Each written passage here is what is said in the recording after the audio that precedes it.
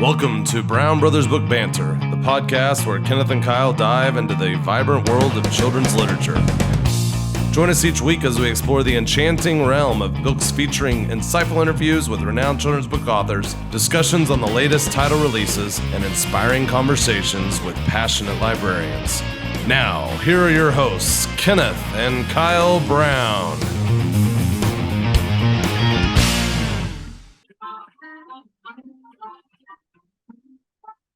What you listening to there, Kenneth? What am I listening to? Well, this week we had a chance to interview Shawn Amos. He wrote Cookies and Milk, which is on the Sequoia Award list this year. And he's a musician, and I've started listening to his music, and it's incredible. And that was one of his great ones. He plays the harmonica and everything. He's quite talented. He's got a YouTube channel and everything where you can go and check out lots of videos. He did a lot of sessions during the pandemic, I noticed. And where else? I guess you can find his music everywhere on.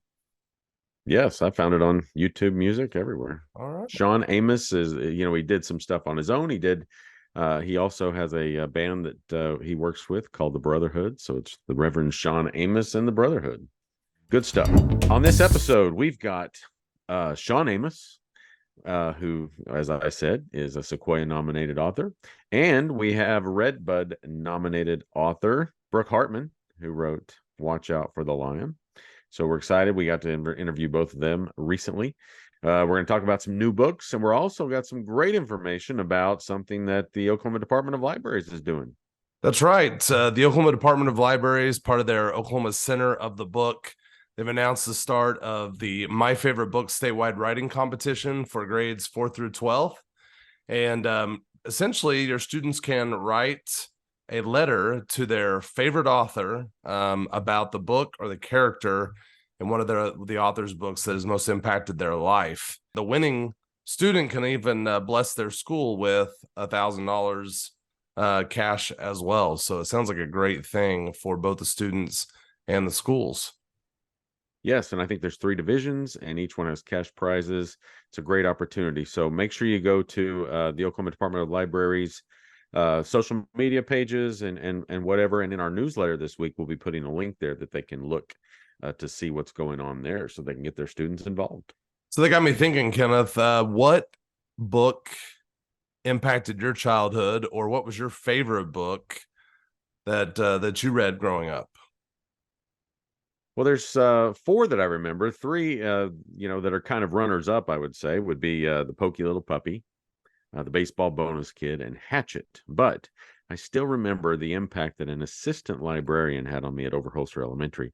I was just desperate to find something to read. I think I had a book report or whatever. She introduced me to Lynn Reed Banks' book, The Indian in the Cupboard. And I think there were 5 or 6 books in the series. I read them. One of them came out when I was in high school or college, and my mom bought me it, and I read it. Just great stuff. Lynn Reed Banks, I looked her up today before the podcast, and she's like 95 years old and still kicking. She had a book come out a couple of years ago. So great book. They made a movie out of it. And so I would say that's the one that was my childhood favorite. So your mom bought you a book? My mom. Okay. All right. Because I'm honestly, I'm trying to remember. I don't remember my mom buying me a book. So, but I'm sure she did. I did have several books growing up that impacted me. Cynthia Bain was my librarian. I guess she was yours too. Yes. And the Sequoia Book Award was obviously big to me. It was for the pizza, I got to be honest. And so A Dog Called Kitty was one of my favorites. It won, I think, in 83, I want to say. But another book I think of, or I've always thought of as to be my favorite book, was a book called The Island Keeper. It was just a great book, and it was kind of like a Hatchet type book. I mean, I think maybe it possibly even inspired Hatchet. It's about a young girl that runs away to an island and has to learn how to survive, and she actually not only learns about survival, but learns about a lot about herself through the process. And having you for a big brother has always been great, but I have to say there were times that I kind of felt like I needed to run away to an island as well. So maybe that's why I liked that book so much. I read it and I just imagined what it might be like being out there. Anyway, I digress. So it Well, sounds like a great competition and yes, for the kids. for sure. And also, the ODL is sponsoring something, or at least they're advertising something called the Oklahoma Teen Book Con. That's coming up Saturday, October 28th in Tulsa. Great opportunity. We'll also have a link on our newsletter. You can just, go to the Oklahoma Department of Library's website. They've got information there. There's going to be several great authors, some from Tulsa, a lot of just great opportunity for kids to go on a Saturday, meet their favorite authors, buy some books, get some autographs.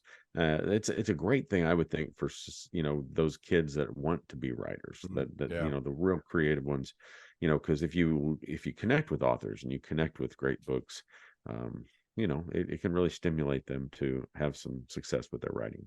I believe that is free. Is that right, Kenna? I believe it is. Yep. Yes. All right. Well, let's talk about some new books. What do you got for us?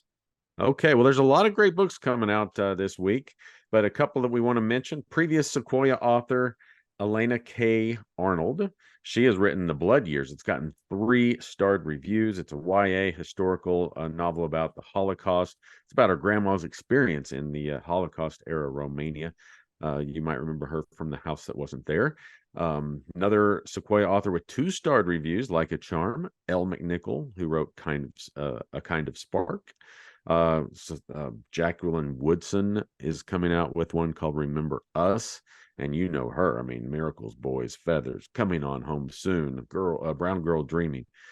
She's incredible. And then it's almost Christmas time, and this one looks really fun. It's called Santa's Gotta Go by Derek Barnes. He wrote King of Kindergarten and Crown, an ode to a fresh cut. But what's cool, this is about Santa Claus, and I think his sleigh is in the shop, and he comes to live with a family, and supposedly it's a little too much for that family, and so Santa's got to go. And that has 2-star reviews. So there's a lot of great books coming out. We've got those, a lot of them listed in our newsletter, but make sure that you check those books out. So let's talk about our 2 interviews today. Well, the first one is Shawn Amos, also known as the Reverend Shawn Amos in the music world, who his family, him and his dad, started the famous Amos Cookie Company.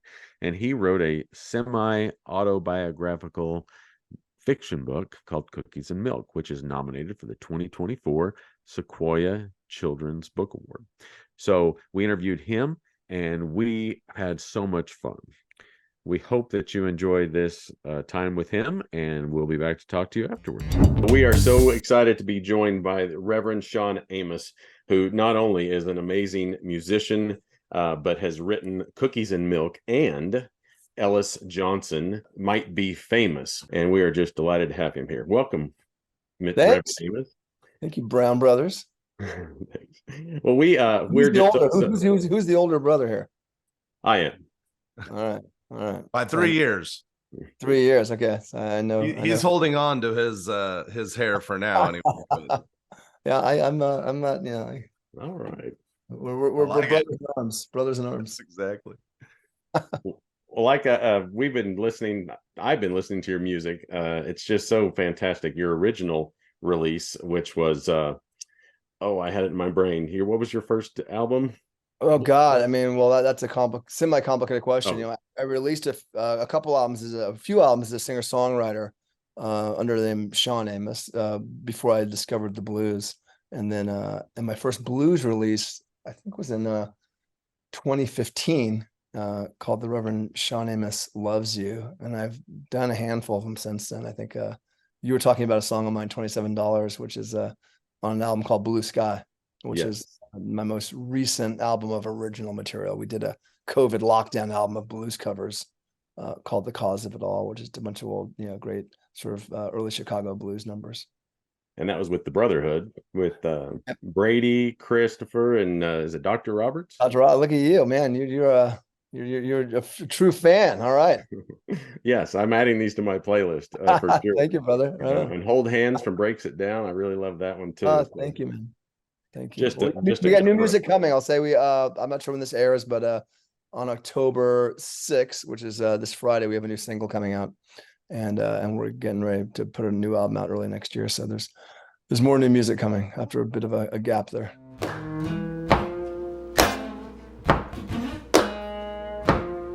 So what made you finally decide to tell this story in Cookies and Milk?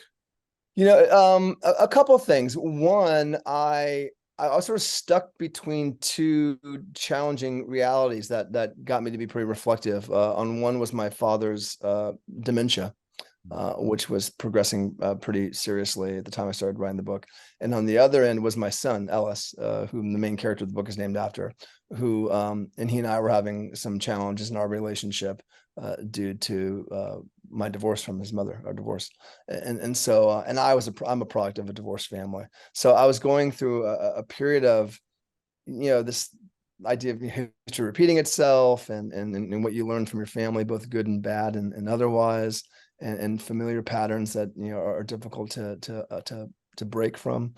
And I just and I've talked a lot about my family over the years. My father's a bit of a, he's a public figure and a bit of a celebrity, and I have a little bit of a public life. And so I've talked a lot about my family over the years, and I'd gotten into a sort of a habit of talking about it pretty negatively, frankly, and about his very publicly, very well publicized, business downfalls and his personal failings. And I just, I got really tired of talking about it through that lens, and so as I was sitting here, sort of pining for my son and thinking about, my broken marriage and whatnot, I started thinking about that cookie store I grew up in, and that was a really lovely time. And I sort of looked at it differently than I had for many years, and realized that despite all of the very real troubles I had as a kid, that when I was in that store, I was completely inoculated from all that. And I don't have one bad memory associated with that time of my life, not one bad memory. And it's probably the only part of my life I don't have a bad memory of.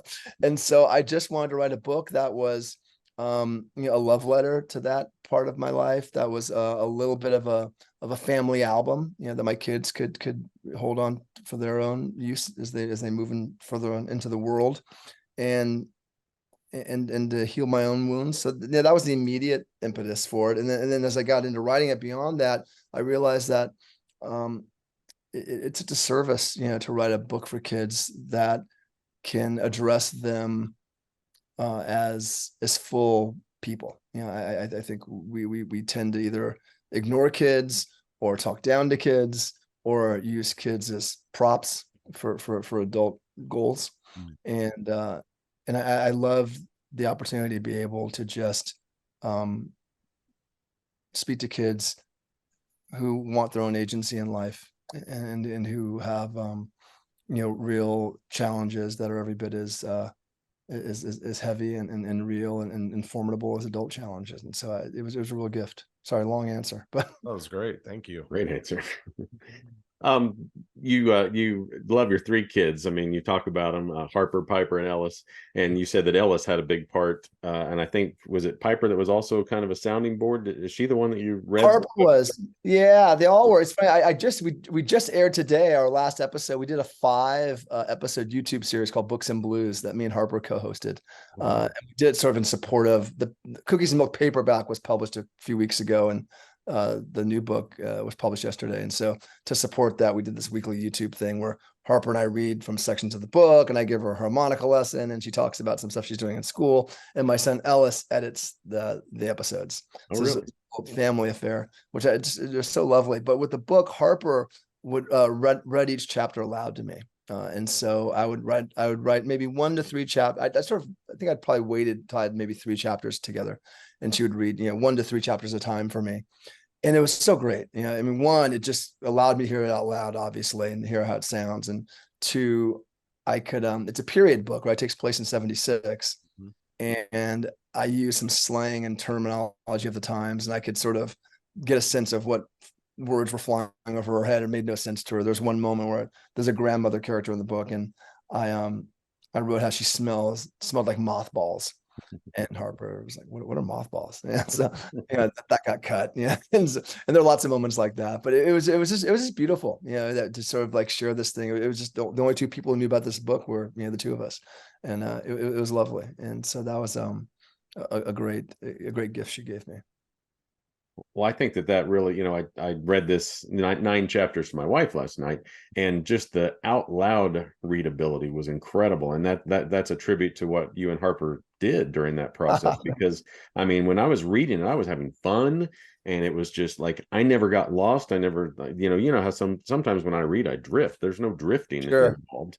And then you mentioned the references 1976. I love the part where you're talking about the albums, and you're saying, wouldn't it be great if we had something that we could actually carry around and play music on it, because I mean, maybe you had part of inventing, the Sony Walkman or whatever. I loved that was the fun part about sort of this future casting. There's a character in the book called Wishbone. I'm not sure if you've gotten to him yet. You may have not. And he's DJ. He's a great character. He's my favorite character in the book. He's totally fictitious, and he just sort of appeared out of nowhere when I was writing the first draft of this book. And he has all sorts of thoughts about what the future could and should look like, and it's fun to sort of drop in these modern day references in a retro setting, as if they're sort of like science fiction ideas that can never possibly ever come true. There's no way you can carry songs in your pocket. There's no way you can just call out loud, "Hey Siri, play me." It can never happen. It's insane. So yeah, that was fun. It's a time shift. Yes. There's also parts where the music is described. Da, da, da, da. Now, I really recommend this as a read aloud for elementary kids. Can you give them just a little taste of, if a librarian or a teacher is reading this out loud, what that should sound like when they get to those parts? Because I was a little confused at first. Muddy Waters. Muddy Waters. Ellis loves the blues, of course. I'm a blues singer, and this book, among many things, is a love letter to the blues. And I'm always looking for ways to keep that music alive. And so, being able to insert some blues into this book was one of the biggest sort of joys for me. Ellis plays harmonica, so he loves playing vinyl with his buddy Alex, and they spin albums in their bedroom after school. And so Ellis's favorite singer is Muddy Waters, the great Muddy Waters, and so and he particularly loves "I'm a Man." So it's like boom, boom, boom, boom. When I was a young boy, boom, boom, boom, boom, about the age of 5, boom, boom, boom, boom. My mama said I'm gonna be boom, boom, boom, boom, the greatest man alive. Singing a lower key, but now I'm a man, boom, boom, boom, boom, way past 21. So yeah, it's fun to write. It was fun to write music, to write sounds. How do you explain sound? There's a lot of that language in the book of describing how sounds, bounce off the walls and ricochet around, how the low end of a bass will sort of, make your tummy sort of, tickle inside, and how, the high end may, sort of get inside your nose a little bit, like, and sort of make you want to squint your nose, and writing grooves. And then the second book that goes even further, because there's a big debate in the book about disco music and whether disco music sucks or not. And so and so there's a big battle between sort of funk music and disco music. And so I had to write more about sort of how to describe these grooves, and the Bee Gees play a role in the second book. And so how to describe the Bee Gees voices. Yeah. So I think I refer to them as the helium voiced brothers. So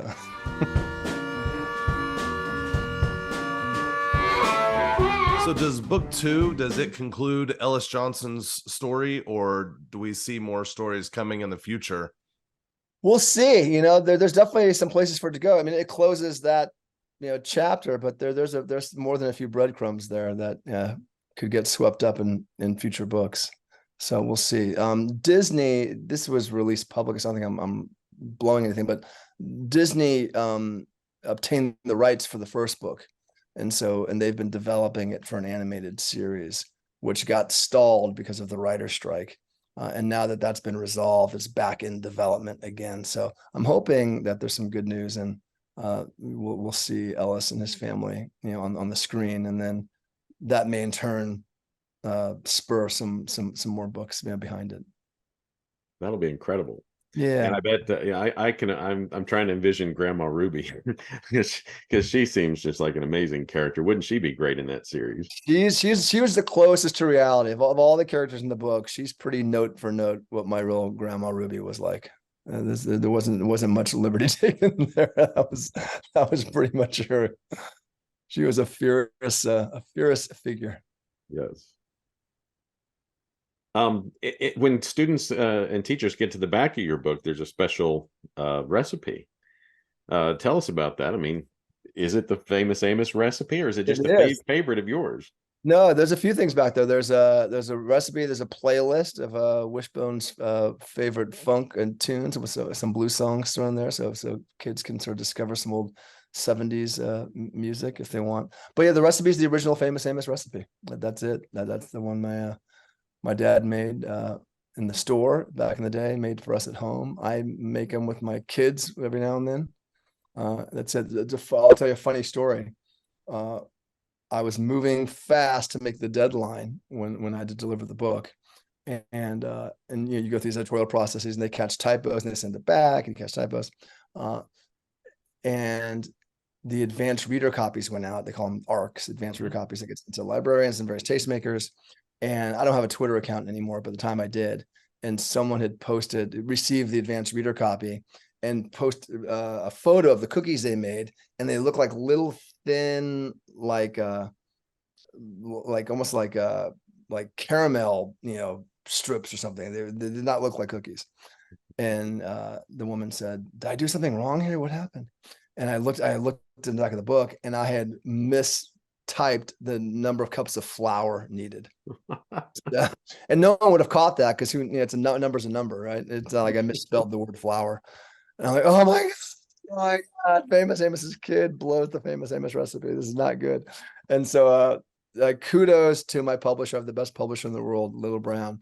They pulled the copies, which were about to be sort of mounted and sent. They pulled it, reprinted the last bunch of pages so they could so the kids would not be baking the wrong recipe. That's a great catch. Yes. Goodness, what a story. So that in the new book, there's a butterscotch chip cookie recipe, which is a cookie that my dad also made when we had the store. They don't make them anymore, but when my dad had the store, we had chocolate chip pecans, which is the original recipe in the first book, butterscotch chip with pecans, and then there was a chocolate chip with peanut butter. Those are the three cookies we sold in the store. And so the second book has the butterscotch chip cookie recipe in it. So the third book will have the one with peanut butter, because that's the one that I'm really interested in. Yeah, incentive for a third book. The only reason why a third book is to have that recipe in there. There's no other reason. And then the fourth book will just be a cookie cookbook that you put out with blues and cookies. Yeah, exactly. You could have famous blues artists testing out your cookies or something. Right, exactly. That brings books and blues to a whole new level. Yeah, that's right. That's a new YouTube series for you.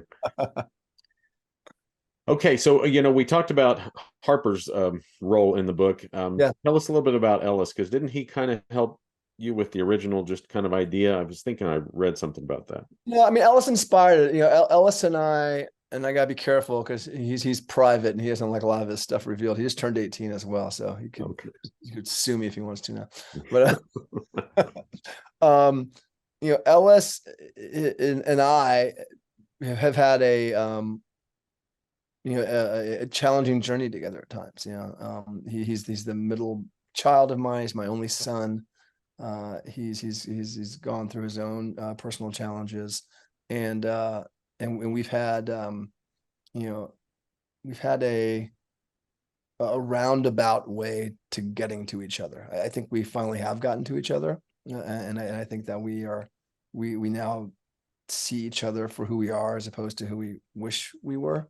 But it was rocky there for a while, and so I alluded to it at the top of the conversation. And I wrote the book really to let him know that I saw him, and I also really wanted him to see me.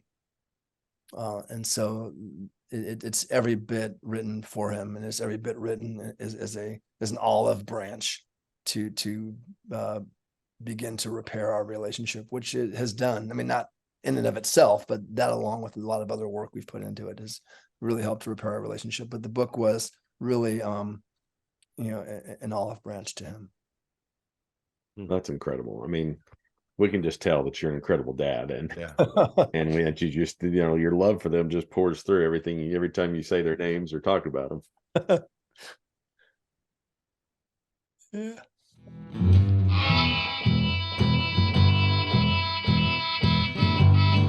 Do you do school visits? Either Yes, in person, virtual? I love doing school visits. I love it. I do them virtually. I go to schools. I love it. I love it. I love it. I love it. And I usually when I come, I bring my harmonica. I bring my harmonica amp, play some blues. We write songs together. The kids and I, we all come up with a blues song together. We talk about crazy 70s fashion and music, and and people usually have a lot of questions they want to know, because the book is such a mixture of fiction and nonfiction. Kids always want to know what's real and what's not. I could probably take up a whole afternoon just asking, was this real? Did this really happen? Did this happen? Did that happen? But I love doing school visits. I love it. I love it. I love it. And do they go to your website to get more information? Yeah. You can go to Shawn Amos, which is ShawnAmos.com/author. And I believe there's a link there to reach out. But yeah, I love doing author visits. They're a blast. Sounds like an amazing time. So yeah, I'm doing a crazy. I'm doing my most exotic author visit later this month. I'm going to Oslo, Norway. I got invited, and the book's not published in Norway, but I got invited to talk about the book and blues and sort of chasing what you do and loving what you do, and so that'll be my most exotic school visit. And they also, I'm sure, since it isn't published over there, they're really looking for that recipe.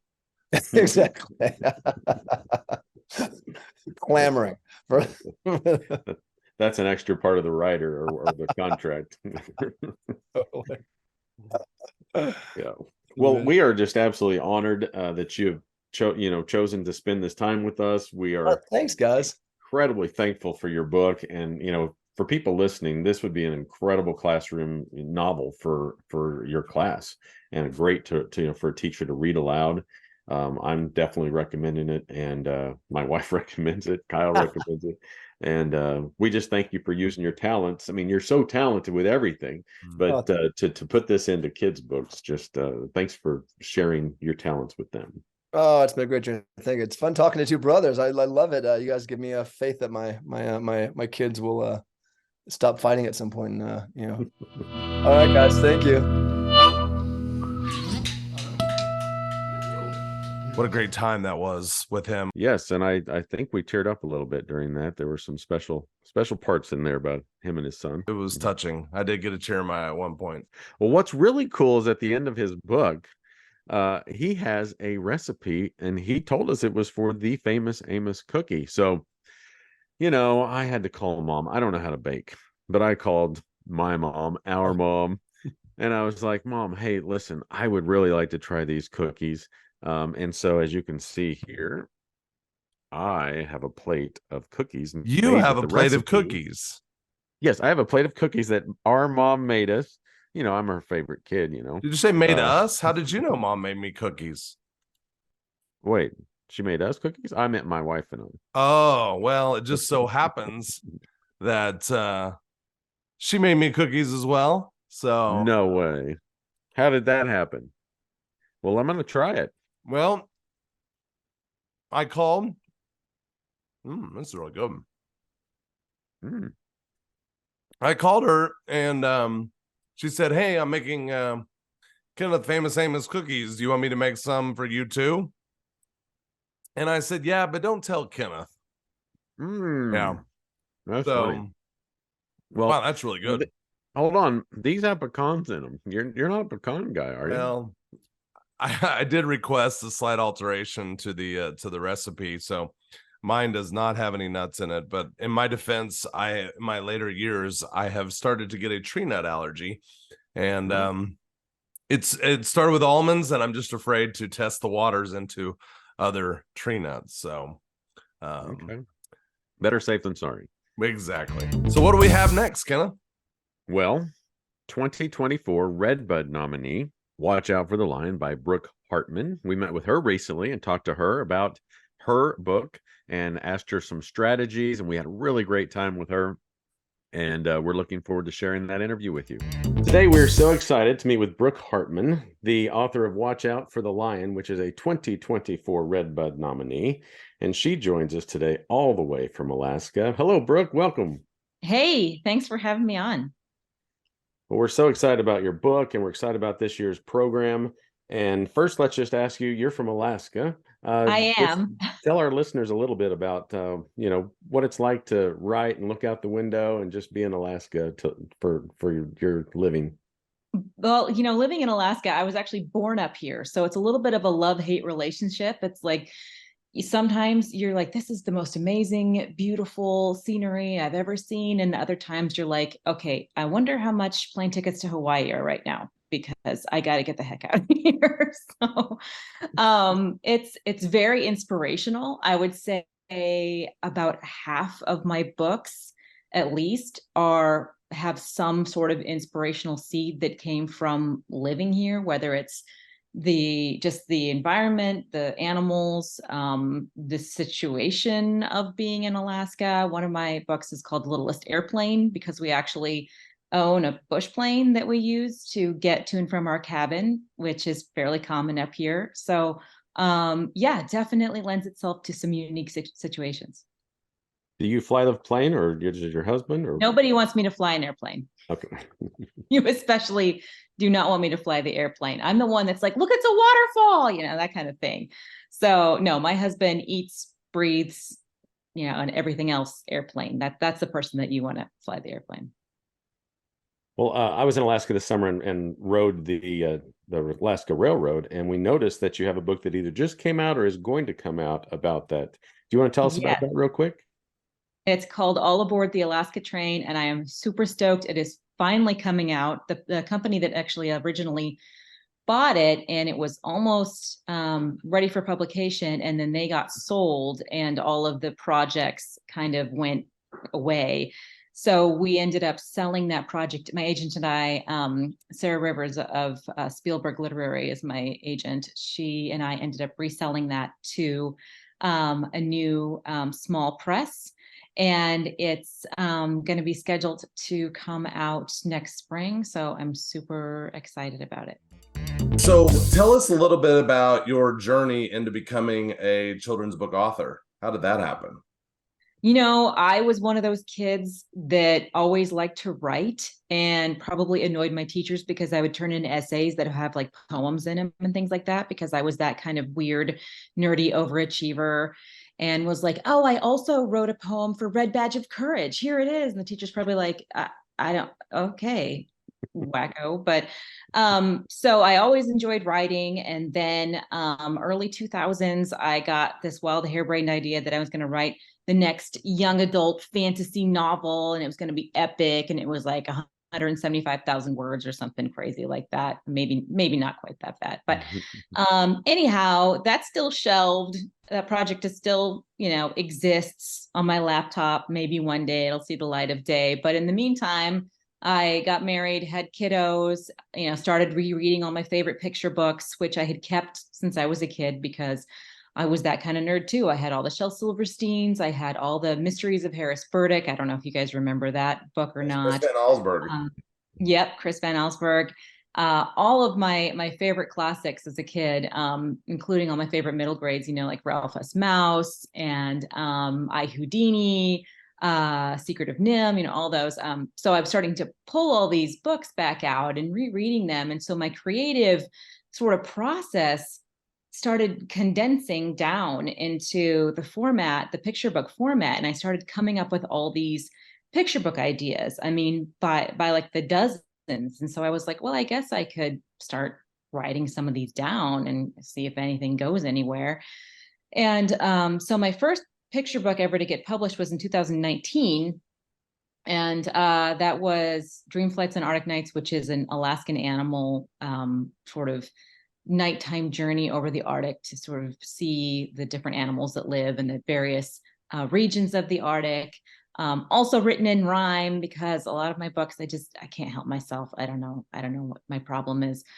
But yeah, that's kind of how my picture book journey started. And then it's just kind of exploded from there. I have 6 books out now. Watch Out for the Lion was my 5th book to launch. And then I have 2 more next year. All Aboard the Alaska Train is one of those. And then I've got a couple more the year after. And then we've just signed another couple contracts for some more. So it's just keep on keeping on. And it's a fun journey. Fantastic. We noticed that there's one coming out in January, Little Narwhal Lost. Yes. Are you allowed to talk about that one yet? Yeah, sure. That's with the same illustrator as my Dream Flights on Arctic Nights book. Her name's Yvonne Zerbitz, and she lives in Ketchikan. And she does all of her illustrations with lino cut art, which is this incredibly painstaking process. And I don't know how she has the time and the patience to do it, but she essentially carves the illustrations onto a piece of linoleum and then inks over it and then runs it through a printing press to make each of the illustrations. And so if you think about it, everything has to be perfect before that, because there's no like, oh, well, we'll just digitally alter that. It's no, that's what you get. You know, what you see is what you get. So the Little Narwhal Lost is actually based on the true story of a narwhal that was adopted by a pod of belugas in Canada in the St. Lawrence River. And so it's and is still living with them today. So it's kind of a neat story that a lot of people aren't aware of. There's this random narwhal that just kind of wandered a little bit too far from home and was adopted by some belugas and was like, okay, cool. I guess this is my new family, just chilling with the belugas, and they all kind of hang out. So yeah, that's what it's about. That's really neat. We're looking forward to that, and I bet our library friends all around who are watching and listening will want to get that one. And Dream Flights on Arctic Nights that you mentioned received a starred review. And was that your first one? Was that was my first book? Yeah, when that happens. Yeah, that was pretty exciting. And it was just kind of this little book that one of these side projects that I wasn't sure if it was ever going to get published, and then it did, and then it got a starred review from Kirkus, and then there's a few librarians that nominated it to go for like the Caldecott, and it was I mean, obviously it did not win the Caldecotts, but it was pretty exciting for my first book to be out there, and it was available in Costco. Like that was the coolest thing about it. So back to Watch Out for the Lion. When or how did the idea come to you for this book? So this book, you know, there's a lot of books that I can look back and I can pinpoint this exact moment where I had this inspiration for the theme or the characters. With Watch Out for the Lion, I think it was sort of this amalgamy of situations that sort of led up to this book. And I believe the main catalyst, though, is that we have a chocolate lab. And anybody who has a lab or any kind of that type of dog knows that like when anything passes the house, our dog just freaking loses his mind. Like he just can't help himself. We tell him, no, don't bark. It's nothing. It's a car, or, you know, it's a person walking, no big deal. But I swear that in his brain, he's like, there could be a velociraptor driving that car. Like we joke, we're like, it's a saber-toothed dolphin in the car. It could attack at any moment. And so I think somehow in my wacko brain, that's just sort of like morphed into this concept of, you know, what could it be? Oh my gosh, it's going to be something super scary. And how there's a lot of situations in real life. As a matter of fact, I think the other catalyst for it was my oldest daughter, the one who's now in crutches, has a tendency to kind of be nervous about a situation that she doesn't know much about and automatically predict the worst, which I think she gets from her dad. The pilot, because as a pilot, you know, you need to say, okay, what's the worst thing that could happen? I need to be prepared for that. So it can be a good trait to have. I think that in our society, we need people that are like that. We kind of need the glass half empty people, because otherwise all this glass half full people would be like, it's all fine. It's going to be fine. So the book kind of matches those things up. It's like, okay, the situation is very dire, or is it? So that's kind of what the book does. It takes you through these situations where it's like, it could be something really scary, or it could maybe not be something scary. Let's find out. From the first draft that you turned in to the end, were there any animals that got cut or changed, or Yeah. Yeah, there were about 3 animals that got the axe, and it was kind of sad because the buffalo had a mane, like a lion's mane. There was a platypus with beady eyes, and there was one more that I can't remember off the top of my head. But of course, it's a picture book, and then for the page turns, because there's that element of surprise, and so we had to kind of expand the way that it was laid out and not put so many animals in it to make that element of surprise really stand out. But I think that, as sad as it is to give those animals the chop, which that sounds horrible, but the book ended up better. Your page turns were incredible. Yeah. The way you set those up, I just love that. Yeah. The kids will love that aspect, as well as the librarians reading that will love to play off of that. I always feel it's a sign of a good book when I'm rereading, like I happen to pull up the manuscript on my computer and I happen to read a chunk and I start giggling. I'm like, okay, all right, maybe that turned out pretty good after all. So, well, that's one of the reasons that this book is a Redbud, is because we really make that there has to be a reason to turn each page, because we're getting ready to have 1,000 educators read these books over and over, and we have to make them be books that they like to read. Right. And so many of them miss the cut because they have those 2 extra pages, or those 4 extra pages, or whatever, that you can lose a whole class, and that becomes kind of unfun. So that's what we really like about this one. And as far as chopping those animals, hopefully no one from PETA watches. Right, called me. Exactly. SPCA did not. Yes. Yeah. There's going to be a commercial about them. Right. Exactly. Sarah McLachlan will be singing in the background. And, that's right. Yeah. So Anna, is it Sussbauer? Yes. Is the illustrator of the book? Yes. And most of the time authors don't get to collaborate very much. Did you have the opportunity to collaborate with her, or how did that work? A little bit. She was in Germany. So we did get on one Zoom that was, I think, really late in the evening for me and really early in the morning for her, and just kind of talked a little bit about her style and, my envisionment. And I kind of usually I try to give illustrators like as much leeway as possible, because there's a lot of cool stuff that they come up with that I could never come up with.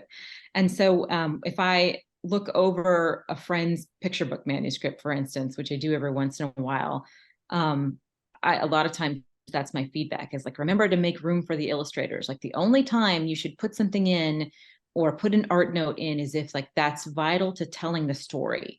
But if it's not vital, like, leave the illustrator room. They could do something really cool that can surprise you and make the book much more unique than you could have ever put in words. So it's interesting too, though, with her art style, that when Page Street first sent me her art as an option, I couldn't quite picture it. Like, in my head, I was picturing something kind of different, like a little more detailed, maybe a little more like a solid feel to the illustrations. But then as we started going, like as we got that through a couple of drafts, I was like, okay, this is going to be cool. So I'm glad that it all worked out. Some things just work out whether you plan them or not. So it all came together. Yes. And you have 2 daughters. Kyle, you could ask this one. Reading these aloud as you go. Kyle? Yeah. Okay. Well, we were just curious. Do you have anybody in particular that you read aloud the books as you go? Are your daughters your primary audience? I know sometimes when we're trying to decide on Redbuds, we even go to people with kids and we read them aloud to make sure that the kids are seeing what we're seeing when it comes down to it. So as an author, how do you approach that? Well, I have a critique group that we have been meeting every week since 2012 in person, except for during COVID. Then it was, of course, all over Zoom. But they're really my sounding board, because although most of them are not picture book authors, if a story is a good story, it's a good story. So it doesn't matter if you write romance or if you write science fiction or you write young adults, paranormal, or you write picture books. I mean, if something doesn't make sense, it doesn't make sense. And so they're actually my first sounding board is when they go through something, if they say, this is cute, or if they say, I don't understand this, like I listen because they know what they're talking about. And then my kids, they usually don't care about what I write. Like they're kind of sick of it at this point in time. I mean, sick is a strong word. What they care about is when the book is out, I better have one that is autographed with their name on it that goes on their shelf that is their book. And then sometimes if I'm really lucky, I'll come upstairs and they've got it pulled back out again. And I'm like, oh, that's my book. And they're like, oh yeah, I forgot. And then they put it back in the shelf really quickly. But so I try to drag them to some of my author visits and library visits and things like that every once in a while. And usually they end up really bored and it's sitting in a corner at some point in time, or being like, Mom, can I just like help you do something because I'm bored sitting here listening to you read the same stories over and over and over again. Yes. Well, our educators, our librarians and teachers are going to be bringing these books to life in front of groups. And so the next part, we might just ask, are there a couple of pages that you really love that you might share with us in the way that you read them aloud? Well, yes. And okay, I'm gonna give you guys just a little taste of when and maybe where you should read these books, because it's not a bedtime book. Right. So if you think you're going to put your kids to sleep with this book, I have bad news for you. Okay, let's see if we can find it here. When I read it out loud, I kind of envision being like Steve Irwin, and kind of like I'm taking a group through the safari or something, and there's this sense of quiet, but a sense of urgency and this scariness feeling to it. Yeah, I tend to be kind of urgent about it, because we usually, when I'm reading this book, I'm up in front of an audience of elementary school kids, and I'm trying to just be like, oh my gosh, and try to get their attention. And honestly, this is my absolute favorite book to read in front of students at a school visit, because especially if you're trying to read to hundreds of kids at the same time and keep their attention, this is usually a guarantee. Whereas my other books are great, they're fun, but they're not as quite as the intensity that this book is. So I'm going to read this one section here. It might give librarians and teachers an idea of what they might be in for. So, see those curvy claws? You can almost feel how pointy they are. Wait, I don't actually feel them. Those are the claws of destruction. You do not touch the claws of destruction. I said don't. There, I usually try to hold the book up so that kids can touch the claws of destruction. You touch them. That's it. You've done it now. Invoke the wrath of a savage, salivating sloth. Don't look at me like that. Of course, I know a sloth isn't a lion. Did you know a sloth isn't a lion? You did? Oh, that's fascinating. You know what's not so fascinating? What will happen if you keep going? Because if you do, you'll soon be running away, screaming your lungs out. You might as well practice your scream now. Try it with me. Okay, you guys better do this with me. Come on, ready? Yes. Ah, ah. Okay. No, I could give that like a B+. Yeah, well, I think of it more again. This time with more of that I'm about to be eaten alive feeling. Okay, ready? Shh, shh. Be very quiet. See those twitchy ears? Lions have exceptional hearing. They can detect prey from over a mile off. Okay, I'm gonna end there. I wanted to do the scream page so people knew, like, okay, if you're prepared to have your children screaming at you, like this is that kind of book. Yes, it's perfect. And the alliteration is really cool. It opens up opportunities to talk about that. Yeah, I usually do that in my author visits. I have a slide about alliteration and rhyming and onomatopoeia, lots of onomatopoeia. Yes. My favorite is when the hamster shows up. This is so embarrassing. I mean, that is my laugh out loud moment that is my favorite of the book. Mhm. Before we move on and wrap up, we just wanted to ask you about, is there anything else about Watch Out for the Lion that a librarian would want to make sure that they don't, something they really should Out. focus on, maybe an Easter egg that's hiding somewhere on a page, anything like that?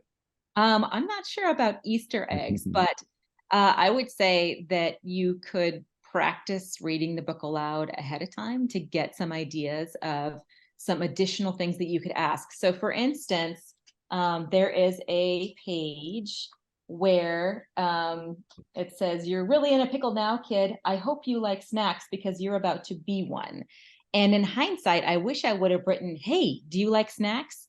Because that's what I actually do in my author visits. I'm like, "Hey, do you guys like snacks?" I'm like, yeah, I like snacks. And it's like, "Oh, good, because you're about to be one."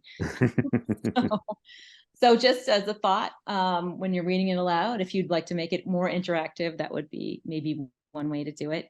And then for any teachers out there or librarians who are looking for an easy craft or activity to do, if you go on my website, which is brookeahartman.com, that's Brooke with an E at the end, ahartman.com, and also on the Page Street Kids website, and look under Watch Out for the Lion, there are some downloadable activities that can go along with it as well.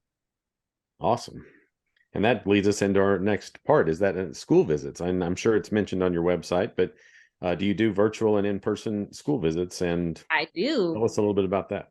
Yeah, I live in Alaska, so we just don't have the population up here that everybody else does down lower 48. So I don't do a ton of school visits. And also, there just aren't very many kids book authors that live here. And so some of my school visit process is actually educating librarians and teachers what a school visit is. Because for many of these educators, they have never done one before, or they don't even know what that entails. And so last year I sent out a whole gaggle of postcards to various schools just saying, "Hey, I can do author visits if you want." And the majority of emails I got were, "What's an author visit?" So it's kind of been a little bit of a process of educating, like, okay, well, it's when I come in, and I usually do some sort of educational aspect about what it is like being an author and writing a book, and some things about like alliteration and onomatopoeia that we talked about earlier. And then I read a book out loud. Oh, okay, cool. Well, let me talk to my principal and I'll get back to you. So that's kind of been a lot of this. But then I do a handful of author visits for schools, and then I work with my local bookstores and libraries, and we do usually events around when a book is launched, and then a couple of other little kids book festivals throughout the year. I just did the Bigfoot Kids Book Festival in Redmond, Washington. I got a grant to go down and do that, and that was a lot of fun. And it's first year, but it was still very successful. So hopefully they'll do it again. And then I do virtual visits as well. And I usually use a PowerPoint to go through the book, because it's a lot easier than trying to hold the book up to the screen at the same time and read it, as you can see. Feel free to contact me through social media or my website.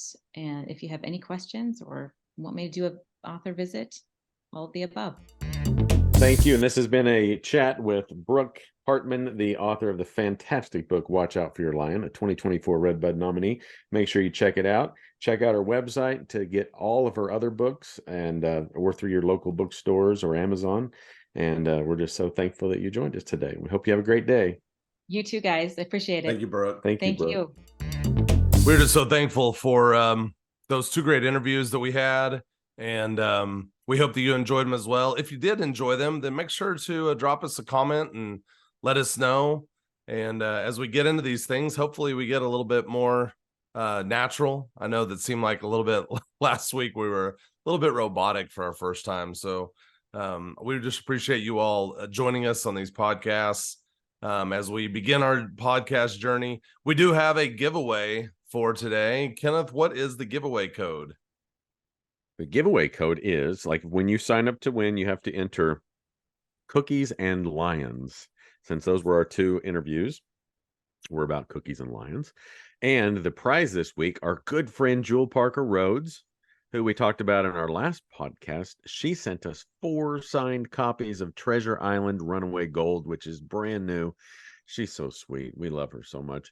Anyway, we're going to give one of those away on this podcast. So if you'll sign up, we'll have a drawing in a couple weeks and we will send those out.